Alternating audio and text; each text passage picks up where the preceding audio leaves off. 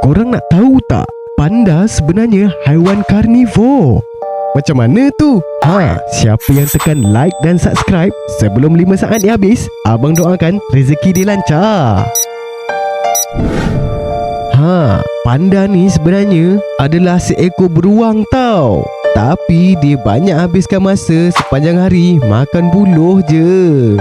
Walaupun panda menghabiskan hampir sepanjang hari makan buluh, sistem penghadaman dia sebenarnya berasal daripada haiwan pemakan daging atau karnivor.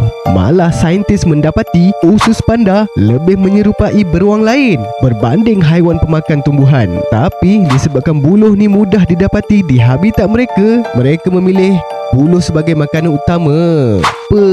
Panda ni sebenarnya karnivor yang memilih untuk jadi vegetarian. Menurut korang, kalau ada ayam goreng depan panda, dia makan tak ayam goreng tu? Cuba komen dekat bawah. Macam mana tu?